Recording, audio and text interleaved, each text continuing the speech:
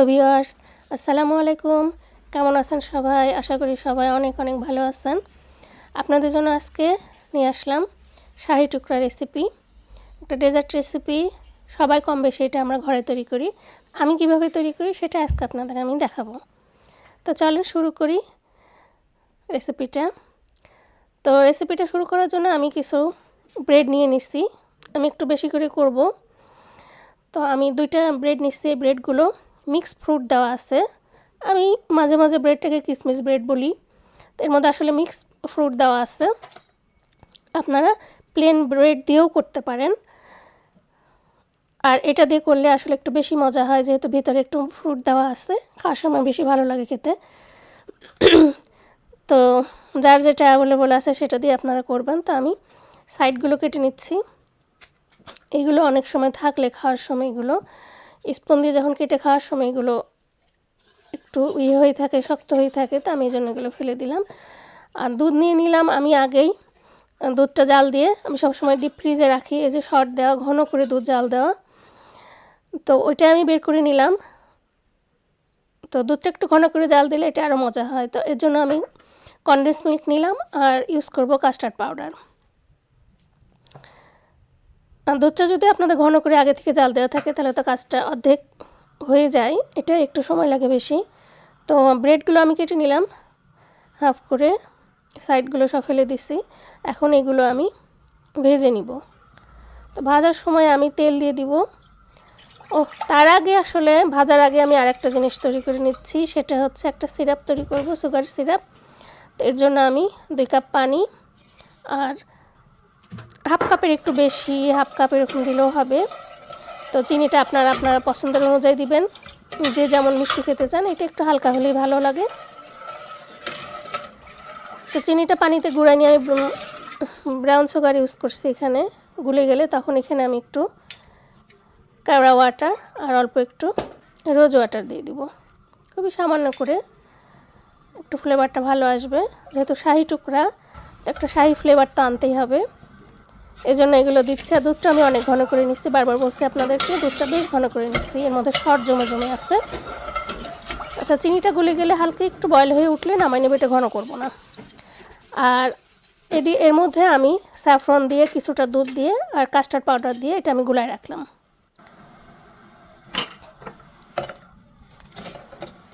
তো এটা জাস্ট ফুটে উঠবে, তখন এটা নামাই নিব। এটা বেশিক্ষণ জাল দিতে হবে না, না হলে ব্রেডের মধ্যে তখন সিরাপটা ঢুকবে না। আর আমি এখানে বাদামগুলো ভেজে নিচ্ছি। এখানে আছে অ্যালমন্ড আর ক্যাশনাট, দুটো একসাথে মিক্স করে আমি ছোট ছোট করে স্লাইস করে নিচ্ছি। এখন এটা ঘি দিয়ে ভেজে নিব।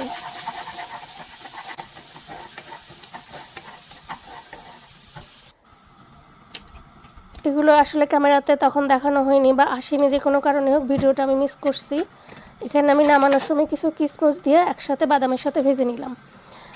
তো যাই হোক, এখন আমি ব্রেডগুলো ডুবা তেলে ফ্রাই করব। আপনারা শুধু তাওয়ার উপরে হালকা করে বাটার লাগায়ও করতে পারেন, ডুবা তেলও করতে পারেন। আর আমি পুরোটা ঘিতে ভাজছি না, অল্প একটু ঘি এর মধ্যে দিয়ে দিলাম। বেশ ব্রাউন কালার করে আমি এগুলো ভেজে নিচ্ছি।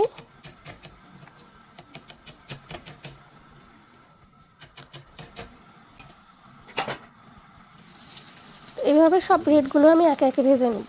তো সবগুলো আপনাদের দেখাচ্ছি না। আমাদের বাসায় আজকে দাওয়াতের বেশ কিছু গেস্ট আসবে, তো ডেজার্ট হিসাবে আমি আজকে এটাই তৈরি করছি।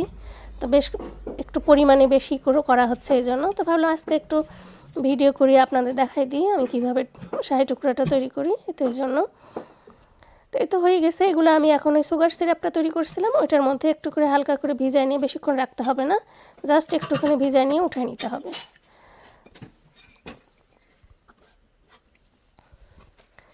আর এদিকে দুধটা আছে, দুধটার মধ্যে আমি মোটামুটি আপনাদের যে কাস্টার্ড পাউডার আর স্যাফরন দিয়ে ভিজায় রাখছিলাম ওইটা দিয়ে দিলাম। আর এখানে যে বাদাম আর কিশমিশটা ভেজে রাখছিলাম তখন ওইটার হাফ দিয়ে দিছি, আর পরে উপরে একটু ছিটাই দিব, সেজন্য অর্ধেকটা রেখে দিছি আর একটু ঘি দিয়ে দিলাম। তো এখানে ভিডিওটা মিসিং হয়েছে, এই জন্য আমি আসলে দেখাতে পারলাম না, এই জন্য সরি। তো আপনাদের বলে দিচ্ছি, আমি যে মিক্স ফ্রুটটা যেটা ফ্রাই করছিলাম ঘি দিয়ে কিশমিশ সহ, ওটাও মিক্স করছি আসলে। তো ওইটা অর্ধেকটা দিয়ে দিলাম, আর কাস্টার্ড পাউডার আর স্যাফরন সহ যে সিরাপটা তৈরি করে রাখছিলাম ওইটাও দিয়ে দিলাম। দিয়ে আমি বেশিক্ষণ জাল দিব না, দুধটা যেহেতু আগের থেকে আমার ঘন করে জাল দেওয়া আসছে, অল্প একটু ভালো মতো ফুটে উঠলেই আমি চুলাটা বন্ধ করে দিলাম। হয়ে গেছে, খুব সুন্দর একটা স্মেল আসছে। এখন এগুলো আমি 3টা লেয়ার করে ব্রেডগুলো রাখছিলাম, এর উপরে আমি ঘন দুধটা দিয়ে দিলাম। এই যে দেখতে পাচ্ছেন এর মধ্যে এখানে বাদাম দিয়ে সব কিছু আমার করা আছে সুন্দর করে, কিশমিশ দিয়ে বাদাম দিয়ে আমি একটু ঝাঁকি দিয়ে করে নিচ্ছি যাতে ব্রেডগুলোর ভিতরে ভালো মতো নিচ পর্যন্ত চলে যায়, মানে যেহেতু 3টা লেয়ার করা আছে। আর খুব বেশি ঘন করতে হবে না। কাস্টার্ড পাউডার আমি এখানে খুব অল্প দিচ্ছি, 2 টেবিল চামচ মতো, যেহেতু আমার এখানে অনেক আছে। ওই যে তখন ভেজে রাখছিলাম, বললাম আপনাদের দেখাতে ভুলে গেছি, মিক্স করে কিশমিশ আর বাদাম দিয়ে ভেজে রাখছিলাম, ওইটা আমি উপরে ডেকোরেশনের জন্য দিয়ে দিলাম। এটা কিছুক্ষণ একটু রাখতে হবে সেট হওয়ার জন্য, তারপরে আপনারা ঠান্ডা খেতে চাইলে ফ্রিজেও রাখতে পারেন।